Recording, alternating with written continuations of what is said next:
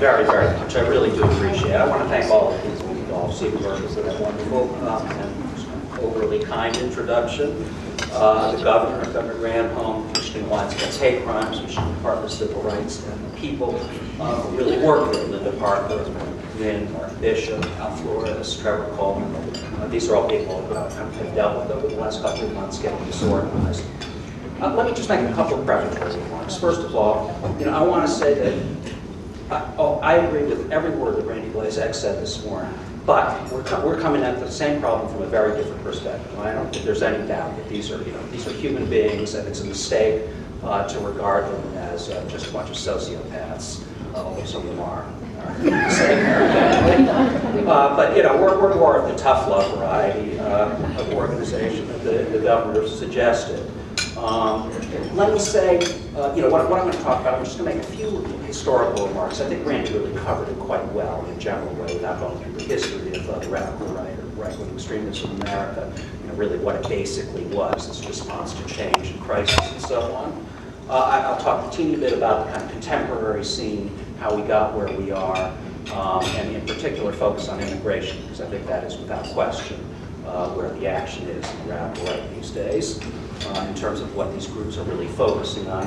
And then I will talk, and I hope it doesn't sound like bragging, or I hope it's useful to you all, but I'll talk about how we really try and tackle these groups. I mean, and let me say that, our aim is, sometimes the press will describe us as monitoring hate groups and so on. I want to say plainly that our aim in life is to destroy these groups, to completely destroy them.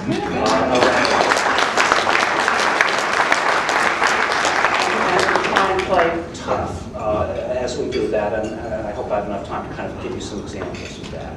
Let me say specifically, I'm not going to really talk about Michigan because I'm trying to give a more national feel to my remarks. Let me say, though, I mean, a couple things were said from the podium, and by our count, Michigan has 25 hate groups operating right now. That makes it number 10. I suppose that's a middle range kind of state. I think there's no question that Michigan has a pretty rich history of bad race relations. I think it takes off, in particular in the 20s, when these kind of black migrations coming from the south to Detroit. There's no question that Detroit had a huge Klan membership back in the 20s and early 30s. And that plays right on up into the present. I mean, I remember that 4 days after the Oklahoma City bombing, I was up here for USA Today. He was in Traverse City. I remember I was in the headquarters of the Michigan militia and just witnessed an amazing scene. Actually wrote a cover story about it. What was amazing about it was that, 4 days after this bombing that should have completely discredited the militia movement in the most extreme terms possible, I'm sitting at their headquarters, and I remember they had 5 lines, telephone lines, and the place was like being at mission control. They were getting, and I'm not just talking about reporters calling them to ask them what's wrong with the Oklahoma City bombing. They were, riding extremely high at that point. And it was quite something to see, and a part of what kind of got me into this line of work. The whole Oklahoma City bombing was what pushed me into wanting to do something other than merely writing for USA Today and other newspapers. And, of course, this is the state that produced Terry Nichols. I mean, the man is a mass murderer, to be perfectly plain. And I'll mention somebody else from Michigan, a man named John Tanton from Potok, Michigan, who in many ways is the kind of architect of a huge, broad swath of the nativist movement, of anti-immigration restriction groups in this country. But to jump to history very briefly, I just want to say I think it's absolutely true that you see these groups thrive essentially when crises come along, when major changes are happening of one kind or of another. I think the reasons Randy gave were really right, and overall, you look at the kind of most macro vision of what's changing out there, it's globalization. Globalization is affecting people at very local levels, as well as on a sort of very high plane where people say, what does it mean to be American now, right? When national borders are so unimportant and so on. In any case, I just want to remind you of a couple of things going back to the beginning. The first era Klan formed on Christmas Eve, 1865. It was all about a reaction to, the fear, obviously, of black empowerment. The second era Klan, 1920s, it was all about Catholic, especially to some extent Jewish immigration. That was the biggest Klan. There were 4 million people in the Klan in the 1920s in this country. And as I said earlier, a great many of them right up here. The third era Klan, of course, appears in the late 50s and early 60s, and that is in response to Brown versus Board of Education. And, again, resisting, what is feared by many Southern whites, to be the sort of destruction of their culture and their children's future and so on. At the same time, the White Citizens Council was reformed for the very same reason. Jumping ahead again, we look at, say, the 1980s, where what you saw the Posse Comitatus, really this group, this anti-Semitic group kind of raging through the Midwest.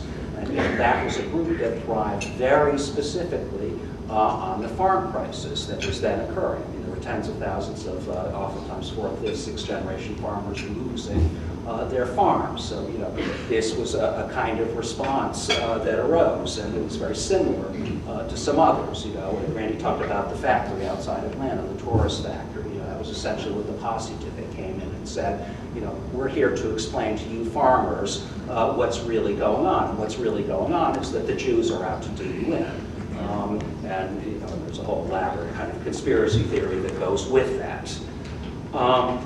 The militia movement, of course, I think most people will recognize, was basically a response to what was seen, what had come to be seen as sort of the evil overarching federal government, and that manifested itself in all kinds of ways.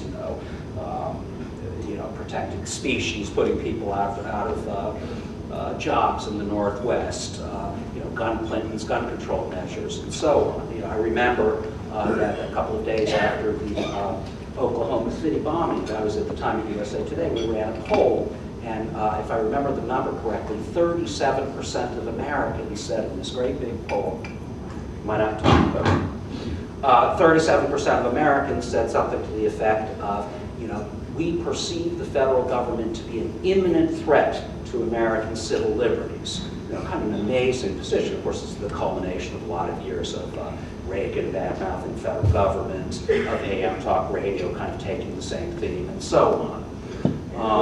Other thing I want to mention very briefly about the militia movement is what you saw in the militia movement is very similar to what you see now. I'll talk about it a little bit, which is the really deep penetration of conspiracy theories into the minds of really millions of Americans. And just to remind people of a few points, the militia movement believed things like, the Federal Reserve is not a public institution at all. It's a private institution run by Jews, essentially for Jews. It's an institution to rip you all off. The idea that the United Nations is engaged in a plot to make 4/5 of the United States into a biosphere, quote unquote, right?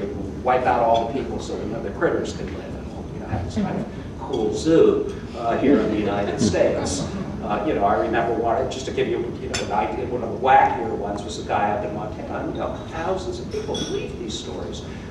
This guy wrote that what was really going on, what the feds were up to, what the United Nations was up to, and so on, was they were going to, in the United States, create 7 classes of citizens, and one of those classes was going to be, a seventh of the population were going to be hooked up to respirators, hooked up to all kinds of stuff in a hospital room, and they would just be kept there while their organs were harvested, one at a time for the elites of the planet to serve them and their children.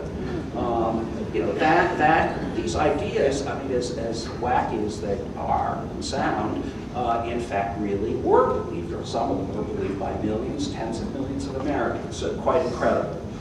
The militia movement, I think, rose and fell very quickly. Ultimately, I think people probably remember that around Y2K was pretty much the end of the militia movement, in part because the militia movement spent so very much time saying that the Y2K phenomenon the society would blow up, there would be a meltdown, blacks would pour out of the cities and attack poor rural white people, and so on. And of course, not even a computer went down on January 1st of 2000, and the whole thing kind of went away, and it was a terrible embarrassment for them. And if you looked at the militia literature, that's what it was all about. These magazines filled with letters saying, I've got a basement full of lentils and a generator and 10,000 bottles of water. What do I do now?